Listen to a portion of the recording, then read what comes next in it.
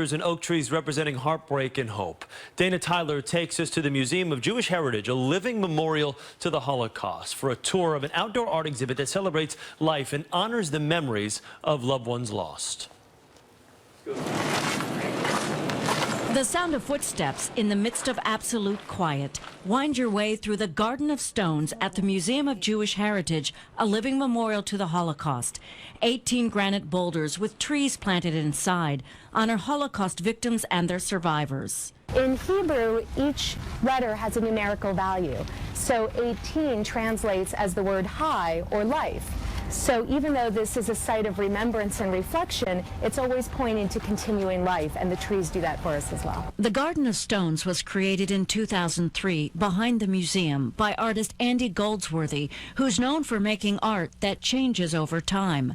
You can see the timeline of the garden inside the museum online, starting with the selection of granite boulders in Vermont. He wanted the most unblemished stones he could find. The largest one is 13 tons, the smallest one 3 tons, and then they were hollowed out using a flame torch technique. They were brought here to the museum, and then Holocaust survivors worked with Andy Goldsworthy to plant little saplings into these holes, and they're meant to eventually grow larger than the boulders themselves and overtake the boulders and the garden. Dwarf oak trees, symbols of strength of nature and a people. When they were originally planted, it was hard to imagine how those little saplings would survive within the boulders, and that was the exact intent, because it serves as a living metaphor for the endurance of Jewish life following the Holocaust. Born in Romania, Sammy Stegman is a Holocaust survivor and a museum volunteer. He offers a unique perspective to those who may not know the history behind the phrase "never forget."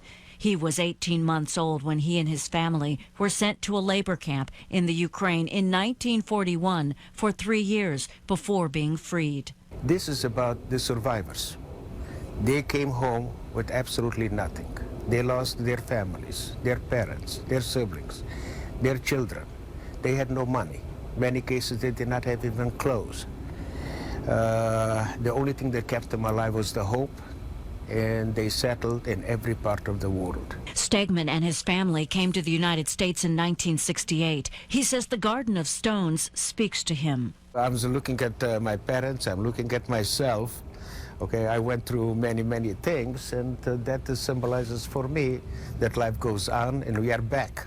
The museum is surrounded by America's tributes to the strength of the human spirit, the Statue of Liberty and Ellis Island, and One World Trade Center rising from the ashes of Ground Zero. The Garden of Stones is really meant to be a living reflection space. So it's a public art space, and the public can come at any time free of charge to sit here and to reflect and enjoy the garden in the changing seasons. All part of the Museum of Jewish Heritage, a living memorial to the Holocaust.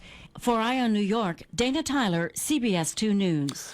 Amazing. The Garden of Stones is open to the public during regular museum hours. Today, you can visit from 10 a.m. to 5:45. Coming up after the break, Broadway legend Ben Vereen will be here to tell us about his latest project, so stay with us. Join us, leave your fears to flower.